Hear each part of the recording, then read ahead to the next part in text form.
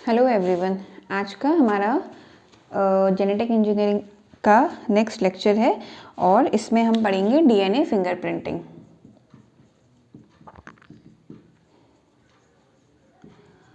बहुत शॉर्ट में पढ़ेंगे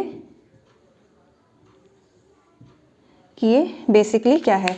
मोर टेक्निकली हम डीएनए फिंगरप्रिंटिंग को हमको इसका मोर एप्रोप्रिएट टर्म है डीएनए टाइपिंग या डीएनए प्रोफाइलिंग।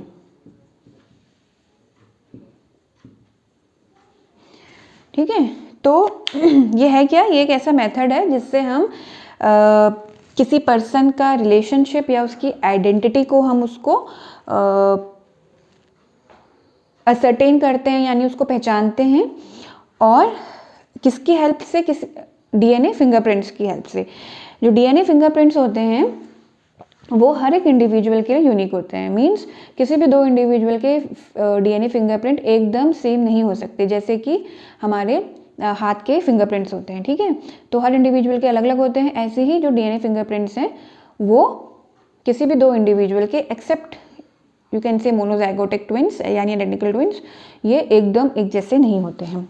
तो अगर हम इसकी डेफिनेशन देखें तो ये क्या है? It is a technique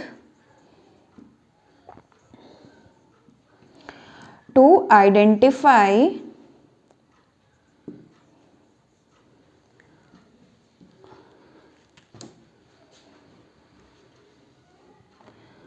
a person on basis of his or her DNA specificity।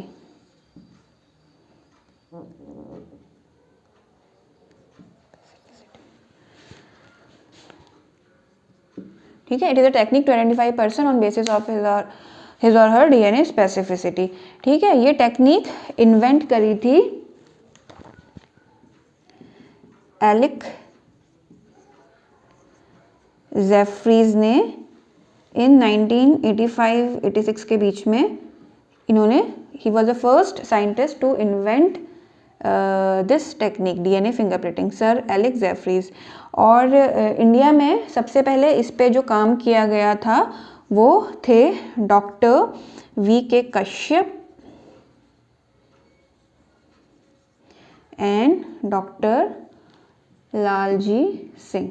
India में इन दोनों ने सबसे पहले इंडिया में इस पर काम किया, लेकिन ओवरऑल वर्ल्ड में आप कह सकते हो कि सर एलिक जेफ्रीज ने इस टेक्निक को इन्वेंट किया। तो जो डीएनए होता है हर एक इंडिविजुअल का वो डिस्टिंक्टिव होता है, यानी जो उसका कैरेक्टरिस्टिक होता है वो हर इंडिविजुअल के लिए अलग अलग होता है। जैसे कि हमारे ह्यूमंस के थंब प्रिंट्स होते हैं, एक्सेप्ट दी मोनोजाइगोटिक या आइडेंटिकल ट्विंस। तो ह्यूमंस में 23 पेयर ऑफ क्रोमोसोम होते हैं, है ना।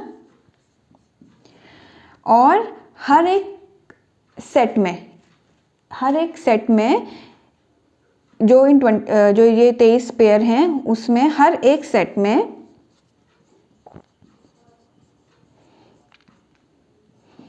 1.5 मिलियन पेयर्स होते हैं जीन्स के। ठीक है, लेकिन आपको पता है कि डीएनए का पूरा जो सेगमेंट होता है, सारे सेगमेंट कोड नहीं करते हैं प्रोटीन्स के लिए। हम पढ़ चुके हैं क्यों। जो कोड करते हैं उनको हम क्या बोलते हैं प्रोटीन्स के लिए? एक्सॉन्स बोलते हैं ना। लेकिन कुछ जो डीएनए सेगमेंट्स होते हैं वो क्या होते हैं? वो as a regulatory protein use होते हैं, रेगुलेटरी जीन्स यूज होते हैं, यानी उनका रेगुलेटरी फंक्शन होता है। ठीक है, और कुछ जो होते हैं वो जंक डीएनए होता है। जंक डीएनए यानी जो फिर किसी के लिए कोड नहीं करता, या फिर जिनको हम इंट्रॉन्स बोलते हैं। तो ये वो सेगमेंट्स होते हैं डीएनए के जो किसी प्रोटीन के लिए या पॉलीपेप्टाइड के लिए कोड नहीं करते हैं, जिनके बारे में हम ऑलरेडी पढ़ चुके हैं, जंक डीएनए, इंट्रॉन्स या इंटरवीनिंग सीक्वेंसेस। ठीक है, और कुछ डीएनए सेगमेंट जो होते हैं ये रिपीटेड डीएनए सीक्वेंसेस होते हैं, ठीक है।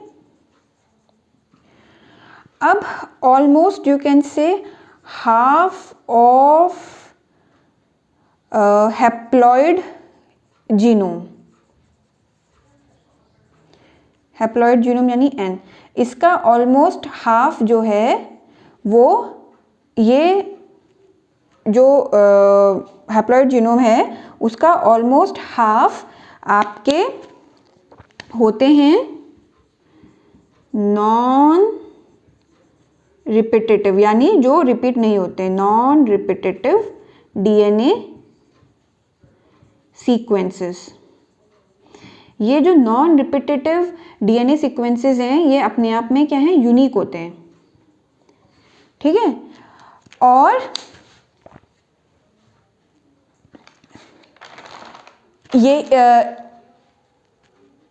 ये जो है, जो हमारा जो हैप्लॉइड जीनोम है उसका ऑलमोस्ट हाफ ये प्रेजेंट रहते हैं डीएनए में।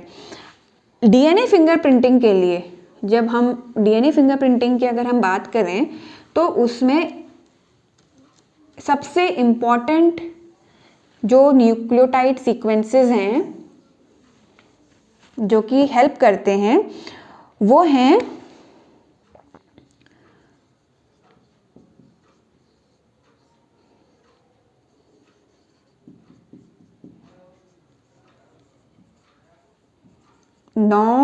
शॉर्ट रिपीटेटिव न्यूक्लियोटाइड्स सीक्वेंसेस, ठीक है। तो ये जो शॉर्ट रिपीटेटिव न्यूक्लियोटाइड सीक्वेंसेस हैं ये हर पर्सन में वेरी करते हैं, मींस ये किसी भी दो लोगों में एक जैसे कंप्लीटली नहीं हो सकते हैं, ओके। हो सकता है कि किसी दो इंडिविजुअल में कुछ लेंथ तक ये जो, या किसी आप कह सकते हो कि हो सकता है कि किसी दो इंडिविजुअल में कहीं कहीं पर ये जो शॉर्ट रिपीटेटिव न्यूक्लियोटाइड सीक्वेंसेस हैं वो कहीं कहीं पर एक जैसे हों, लेकिन आगे डीएनए में या दूसरे जो क्रोमोसोम्स हैं उनमें ये सेम नहीं होंगे। हो सकता है कि कहीं पर सेम हो लेकिन कंप्लीटली ये एक जैसे नहीं हो सकते हैं किसी भी दो इंडिविजुअल में। तो ये जो शॉर्ट रिपीटेटिव न्यूक्लियोटाइड सीक्वेंसेस हैं ये मोस्ट इम्पॉर्टेंट सेगमेंट्स हैं डीएनए फिंगरप्रिंटिंग के लिए, क्योंकि ये पर्सन टू पर्सन वेरी करते हैं। जब कोई चीज़ जैसे थंबप्रिंट्स हैं वो हर एक इंडिविजुअल में वेरी करते हैं, इसीलिए थंबप्रिंट्स हैं, अगर किसी के थंबप्रिंट कहीं पाए गए तो वो वही इंडिविजुअल होगा जो कि वहाँ प्रेजेंट था। इसी तरीके से ये जो शॉर्ट रिपीटेड न्यूक्लियोटाइड सीक्वेंसेस हैं ये डीएनए फिंगरप्रिंटिंग के लिए इम्पॉर्टेंट है। और इन्हीं सीक्वेंसेस को हम बोलते हैं, जो आपसे एग्जाम में बहुत बार पूछा जाता है, variable number tandem repeats, VNTR, ठीक है, VNTR। ये शॉर्ट रिपीटेटिव न्यूक्लियोटाइड सीक्वेंसेस होते हैं डीएनए में और पर्सन टू पर्सन वेरी करते हैं। अब हम पढ़ेंगे टेक्निक ऑफ डीएनए फिंगरप्रिंटिंग। तो डीएनए फिंगरप्रिंटिंग की जो टेक्निक है उसमें उसके कुछ स्टेप्स हैं। तो सबसे पहले आपको क्या करना है कि डीएनए फिंगरप्रिंट लेना है, ठीक है। डीएनए फिंगरप्रिंट को आप कोई भी कहीं आप उसको किसी सैंपल से ले सकते हैं। सैंपल क्या हो सकता है, ब्लड हो सकता है, हेयर बल्ब हो सकता है, या कोई भी बॉडी का दूसरा सेल हो सकता है, या सीमेन हो सकता है। तो अगर बहुत छोटे अमाउंट, माइन्यूट अमाउंट में भी अगर आपको कोई सैंपल मिलता है तो आप डीएनए फिंगरप्रिंटिंग की हेल्प से पता लगा सकते हैं कि ये किस पर्सन का होगा। तो इसमें पहला स्टेप है एक्सट्रैक्शन। एक्सट्रैक्शन मतलब आपको सैंपल से डीएनए को एक्सट्रैक्ट करना है, ठीक है। तो कोई भी सैंपल जो आपको मिला, ब्लड है, सीमेन है या कोई कुछ भी है, वहाँ से आपने डीएनए को एक्सट्रैक्ट किया। ये हो गया पहला स्टेप, एक्सट्रैक्शन। अब क्योंकि वो जो आपको सैंपल मिला ऑफ कोर्स वो हो सकता है कि बहुत माइन्यूट अमाउंट में हो, तो आपको उसका एम्प्लीफिकेशन करना है। एम्प्लीफिकेशन करने का क्या मतलब है, जैसे आप फोटोकॉपी करते हैं ना, जैसे आपके पास आपको एक पेपर है, उस पेपर की आप बहुत सारी जितनी मर्जी चाहें उसके जैसी कॉपीज़ निकाल सकते हैं। तो एम्प्लीफिकेशन का मतलब भी यही है कि जो भी आपको सैंपल डीएनए मिला है उसकी आप मल्टीपल कॉपीज़ बनाएंगे with the help of PCR, polymerase chain reaction technique. ठीक है, तो पीसीआर टेक्निक से यानी पॉलीमरेज चेन रिएक्शन से हम जो हमारा सैंपल डीएनए उसकी बहुत सारी कॉपीज़ बनाएंगे, और इसी कॉपी जो हम बना रहे हैं इसी प्रोसेस को हम एम्प्लीफिकेशन कहते हैं। तीसरा स्टेप है रिस्ट्रिक्शन डाइजेशन। ये स्टेप्स आपको ध्यान रखने हैं जब अगर ये क्वेश्चन आएगा एग्जाम में। रिस्ट्रिक्शन डाइजेशन क्या है कि रिस्ट्रिक्शन एंजाइम्स की मदद से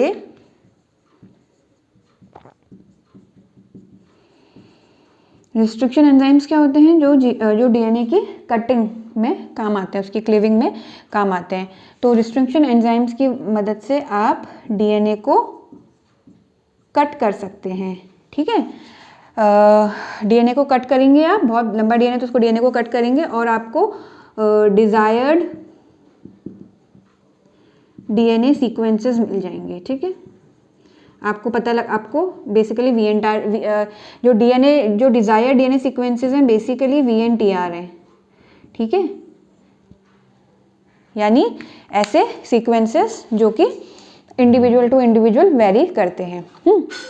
तो ये डिज़ायर्ड डीएनए सीक्वेंसेस यानी आपको VNTR मिल जाएंगे, शॉर्ट रिपीटेटिव न्यूक्लियोटाइड सीक्वेंसेस मिल जाएंगे जो कि इंडिविजुअल टू इंडिविजुअल वेरी करते हैं। उसके बाद चौथा स्टेप है सेपरेशन ऑफ डीएनए सीक्वेंसेस। तो ये कैसे करोगे आप, with the help of gel electrophoresis. Now we are not, हम इस लेक्चर में पीसीआर टेक्निक के बारे में नहीं पढ़ रहे हैं, ना ही जेल इलेक्ट्रोफोरेसिस के बारे में पढ़ रहे हैं। आप इनको अलग से पढ़ सकते हैं कि बेसिक कि क्या होता है इसमें। ठीक है, तो जेल इलेक्ट्रोफोरेसिस एक टेक्निक होती है जिसकी हेल्प से हम ये जो डीएनए सेगमेंट्स हैं इनको अलग अलग करेंगे, सेपरेशन करेंगे। ओके, पांचवा स्टेप है सडन ब्लॉटिंग। जनरली कभी कभी क्या करते हैं कि सिर्फ सडन ब्लॉटिंग पूछते हैं कि सडन ब्लॉटिंग को एक्सप्लेन करिए। ठीक है, सडन ब्लॉटिंग क्या है, इसको एक्चुअली इसका नाम पड़ा है, एक साइंटिस्ट थे जिन्होंने इसको बनाया था, है ना, EM सडन, इन्हीं के नाम पे इस टेक्निक का नाम पड़ा है सडन ब्लॉटिंग। इस टेक्निक में हम क्या करते हैं कि जो हमारे डीएनए सीक्वेंसेस हैं, बेसिकली जो हमारे डिजायर्ड डीएनए सीक्वेंसेस क्या हैं, VNTRs हैं, उनको हम ट्रांसफ़र करते हैं जेल से उठा के, हम उनको नाइट्रो सेल्यूलोज या नाइलॉन मेम्ब्रेन में हम उनको ट्रांसफ़र करते हैं। अब यहाँ पर क्या होता है कि हमारे पास ऑलरेडी जो है रेडियो एक्टिव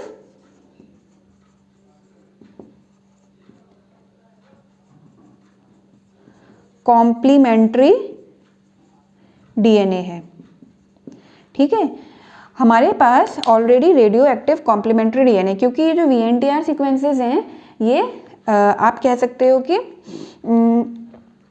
एक ही स्ट्रैंड में प्रेजेंट है, डीएनए के 2 स्ट्रैंड होते हैं ना, तो ये जो VNTR सीक्वेंसेस हमने जब डीएनए को कट कर लिया तो उसके स्ट्रैंड्स क्या हो गए हैं, सेपरेट हो गए हैं। जब हमने यहाँ पर रिस्ट्रिक्शन एंजाइम की हेल्प से डीएनए को सेपरेट किया था, काटा था, तो जो डबल हेलिकल स्ट्रक्चर था वो सिंगल स्ट्रैंड्स हमको मिले।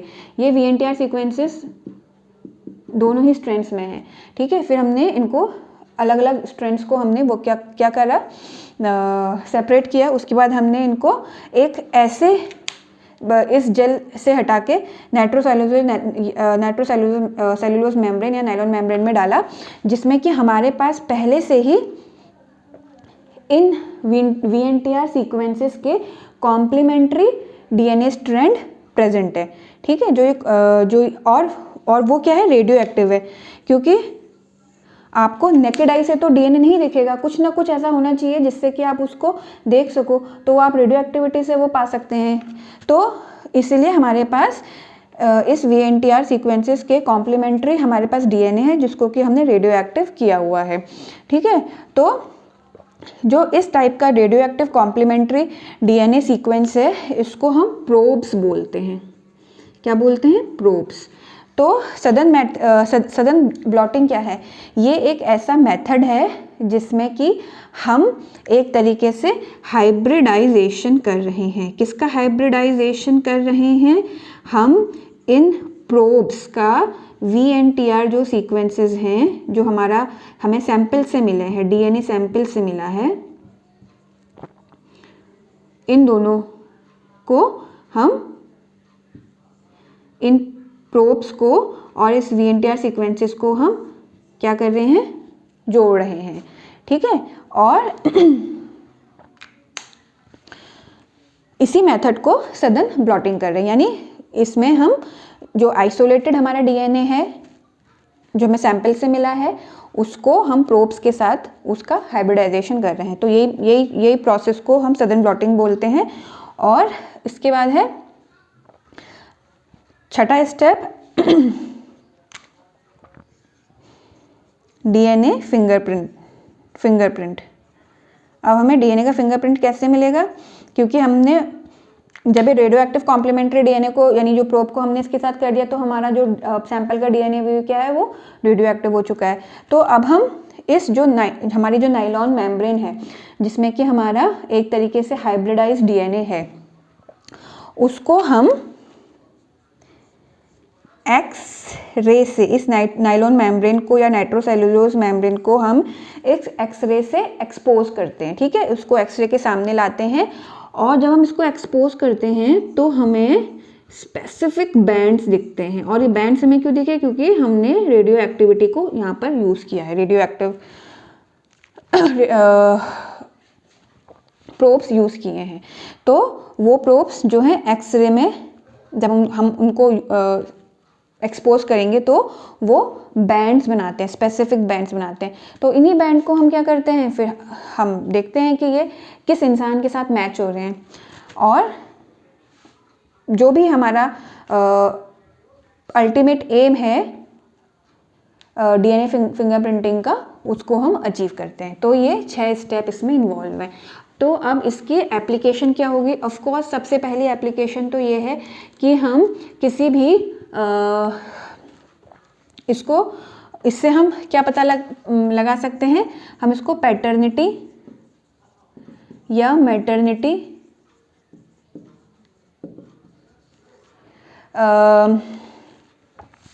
टेस्ट के लिए यूज़ कर सकते हैं। पैटर्निटी या मैटर्निटी टेस्ट के लिए हम इसको यूज़ कर सकते हैं, ठीक है। तो हम पता लगा सकते हैं कि किसी भी जो बच्चा है उसका रियल बायोलॉजिकल पेरेंट कौन है,